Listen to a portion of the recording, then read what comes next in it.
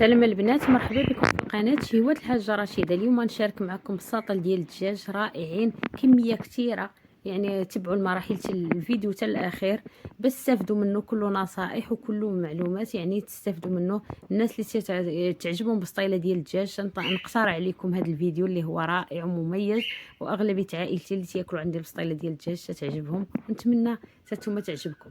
المهم عندي دجاجه مفصله، هي غير الظهر اللي تيكون فيه العظومه ما فيهمش الصدر، وخليتهم بالجلده ديالو باش تطلع لينا ديك الدهنيات في البصله ديالنا او في البسطيله ديالنا.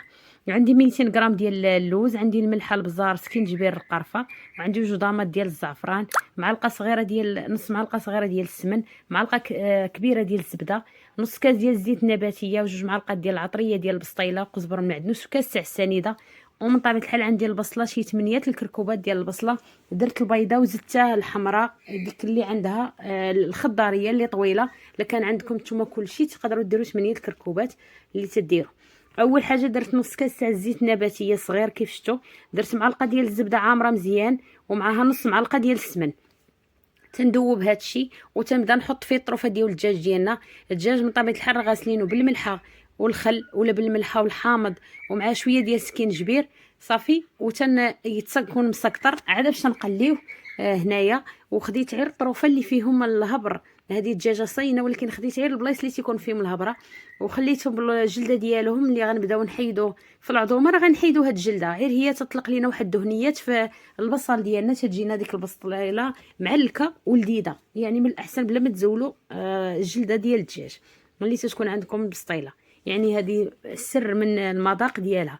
صافي تنشحروا هذاك الدجاج ديالنا في الزبده باش يتلذذ لينا، ودرت جوج ضامات ديال الزعفران. هذه هي المرحله الاولى يعني اللي ديروها باش يجيكم هذاك الدجاج ديالكم بنين، ولو تيبات ليكم ما تيتغيرش في المذاق. يعني ضروري راه التوابل او الطياب، الطريقه ديال الطياب تتكون مهمه. اللي تنكونوا بغا نصايبوا شي وصفه لا عطينا حقها راه حتى هي تتبقى لينا زوينه ولا تعجب الضياف ديالنا. هنا كيف تتشوفوا تنشحر الدجاج، تنخلط مزيان مره وما تنوقفش بالتحريك، وهنايا راه على نار متوسطه. من بعد تنزيد البصله، كيف تتشوفوا البصله درت البيضه ودرت الحمراء واحد الوحده، ودرت داك الطويله الخضاريه. الا كان عندكم تديروا 8 الكركوبات او 8 الحبات، يعني نوع واحد. غير انا كان ما عنديش، ما توفرش عندي، درتهم. اللي تديروا البصله راه تتحكموا في الكميه ديال الدغميره او الكميه اللي غتجيكم توازنه مع الدجاج. هنا درت الملحه معلقه صغيره ما عامراش، لينا ما نساوش دايرين السمن ودايرين ضامه الزعفران جوجات، ما نديروا غير نص معلقه ديال الملحه. درت معلقه عامره مزيان ديال سكينجبير، ومعلقه عامره مزيان ديال القرفه، والبزار حتى هو معلقه مقاده ديال البزار. وهنايا اللي تنخلطوا مزيان، كل مره نبداو نزيدوا في الاضافات. درت جوج معلقات ديال العطريه ديال البسطيله ديال الدجاج، راه تتباع عند المحلات. في حاله لما لقيتوهاش راه هذيك الساعه تستغناو عليها، ماشي ضروريه، غير هي الا كانت عندكم احسن. تنزيد كاس ديال العنبه ديال السنيده. هاد السنيده الدور ديالها تيجينا الدجاج حلو، يعني ماشي تنطيبوا الدجاج والبسطيله وعاد باش نزيدوا السنيده، راه ما تيجينا الدجاج ديالنا حلو والبصله ديالنا معسله. يعني تنديروها في الاول، انا تندير السنيده دائما في الاول، سواء كنت غندير بسطيلات كبار او لا ندير صغار.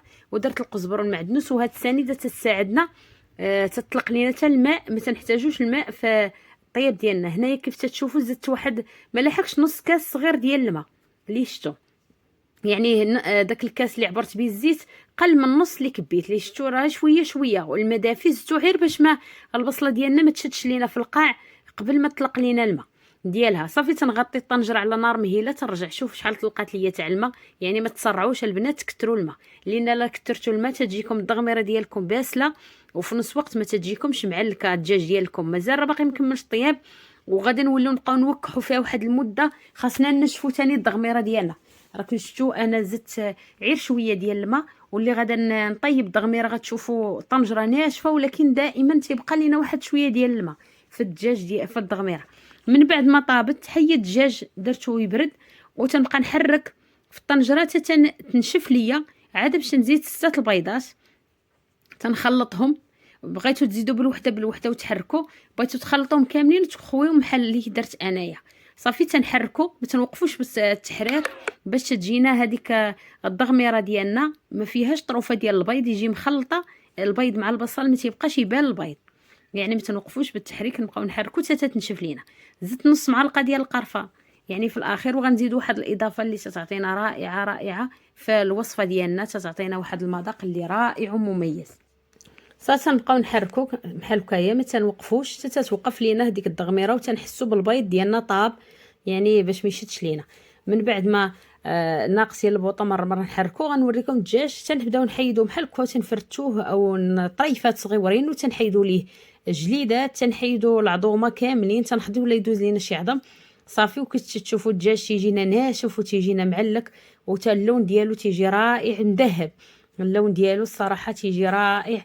ولكن راه اللي تتبعوا المراحل ديال الطياب ديالها راه مهم البسطيله باش تنجح معكم. صافي كل الدجاج ديالي تنحلو هنايا كيف تتشوفوا.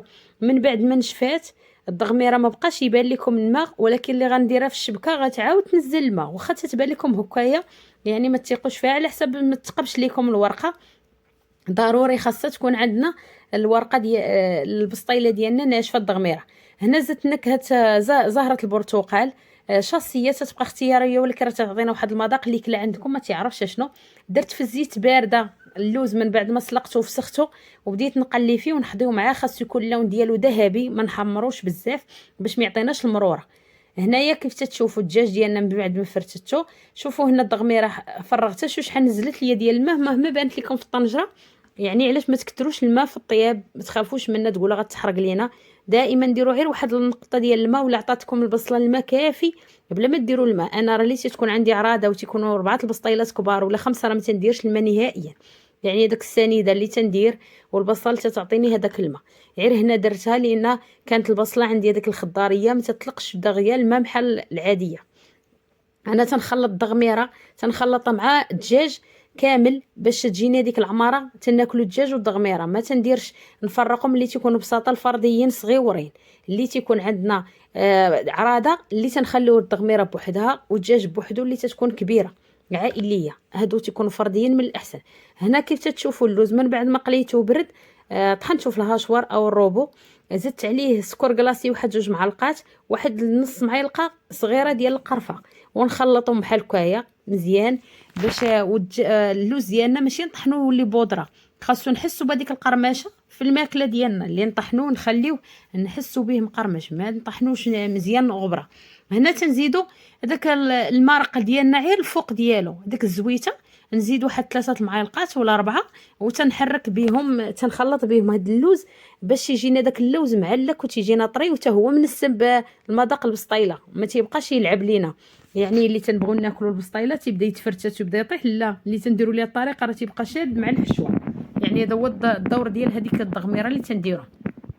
هنايا عندي 2 مولات، واحد كبير واحد صغير، بغيتو ديروا صغيورين بغيتو ديروا كبار. انا غنشارك معكم كبار، درت واحد 8 الحبات بحال هكا كبار شويه تيهزوا الحشوه اكثر، وغنشارك معكم الصغيورين. انا ضيافي درت لهم هذوك الصغيورين باش يبانوا محطوطين مقادين.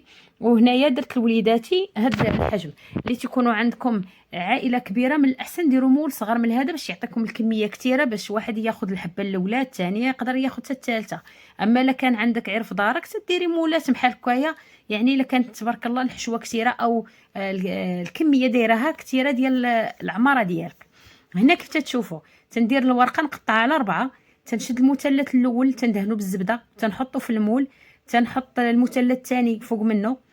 كل ورقه تعطينا 2 بسطيلات، يعني نص ورقه تيدوبل على 2 مرات. كيف شفتوا هذا المثلث يعني اللي تنقطعوا على 4 تعطينا 4 المثلثات. تنديروا المثلث الاول تندهنوا بالزبده تنحطوا تنطويو وتنعاودوا نقلبوا العكس. هنايا تتولي عندنا هذيك اللوز اللي مطحون تيولي هو التحتاني، هو اللي تيولي في الواجهه العكس اللي تيولي. علاش تنخليوه هو الاخير ما نسبقوش، دابا تيولي هنا الفوقاني. صافي هذه هي الفينيسيو ديالنا تنديرها بحال هكايا. نعاود معكم وحده اخرى كيف شفتوا الطريقه سهله. تندهن بشويه ديال الزبده دايبه، انا تنهر الزبده تنزيد فيها حتى شويه ديال الزيت، ما تنديرش غير الزبده بوحدها باش ما تجمدش ليا دغيا، وخصوصا مع البرد باش تبقى شاده على الحراره ديالها. صافي تندير بحال هكا المثلث، نقدروا نديروا بالواحد او نحطوهم بجوج. تندير هذيك الحشوه اللي مخلطه الدغميره اللي فيها البيض مع الدجاج حنا خلطناهم بجوج باش يجينا بحال هكا تناكلوها اللي تتكون بسطيله. وبالنسبه لهاد العماره اللي شفتوا راه تعطيكم حجم ديال بسطيله عائليه، يعني تتجي بسطيله كبيره، يعني الحجم 40 او 38، يعني ما تجيش الكبيره كاع، لان انا الدجاج ناقصه منه قلت لكم الظهر، والدجاجه ما كبيراش بزاف. اللي تديروا دجاجه كبيره فيها 2 كيلو ونص راه تعطيكم بسطيله كبيره. وتديروا 250 غرام ديال اللوز، انا درت غير 200 غرام لان فرديين ما تيبغوش واحد اللوز الكميه كثيره باش ما يجوناش تيقهموا، وتجي هذيك العماره مقاده. راك شفتوا اللوز تاي معلقه تنخويها راه كافيه يعني في الحشوه ديالنا. هنا شديت المول الصغيور اللي شفتوا نفس المثلث، يعني ما غنقصوا منه ما والو، غير اللي غنبداو نفينيو فيه راه غيبدا يتحيد لينا واحد القنيات اللي غيجي شويه طويل اللي تنقصوه. هنايا تندير المول بحال هكا. الناس اللي ما عندهمش المولات يقدروا يديروا غير غلاقات هذوك ديال الشكلاط، نوتيلا الغلاقه الكبيره اولا الصغيره، هادوك راه تخدمي فيهم راه تيجيو تما رائعين الصراحه في الخدمه. يعني الناس اللي ما عندهم السيركل في هذا العبار او المولات اللي بكا او المول ديال الحرشه، غير هذا تجيك ساهل في القليب، تيجيكم عملي. كيف شفتوا انايا درت البسطيله النوبه الاولى بحال هكايا، وغنعاود نقلب. هادو هما اللي خليتهم، وغنوريكم كيفاش نخزنوهم البنات حتى في المجمد، ولا بغينا نجبدوهم ونحطوهم ونطيبوهم بحال يلا مصايبين. دائما تنحاول نشارك معكم كاع اي فيديو تنحط لكم معلومات. صاد هما البسطيلات الصغيورين اللي درت حتى هما تيجيو عامرين، راه ما تيجوش الفرق مع الاخرين بزاف.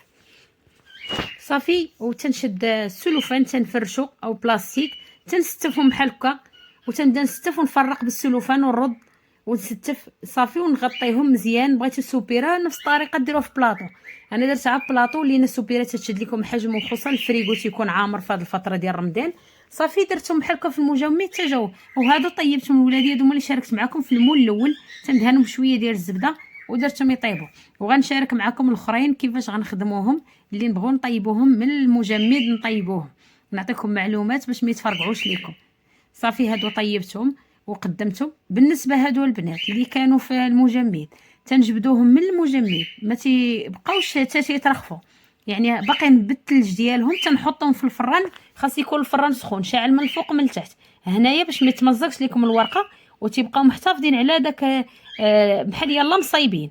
صافي تنستفوهم كاملين بحال هكا، تندهنهم بشويه ديال الزبده صافي تندخلهم الفران. وغنوريكم التزيين اللي زينت تزيين عادي، تقدروا تدهنوهم بالعسل وديروا اللوز ايفي اللي محمر. انا درت غير سكر كلاصي بالصفاي ديال القهوه، ودرت واحد زائد اللي بالقرفه. صاد هو التزيين ديالهم العادي، ونتمنى يعجبوكم. ومرحبا بكم في القناه شهوة الحاجه رشيده. ما تبخلوش بلايك وبابوني البنات، وتنشكركم كاع الناس اللي تنضموا للقناه ديالي، كنت نشكركم بزاف. باي.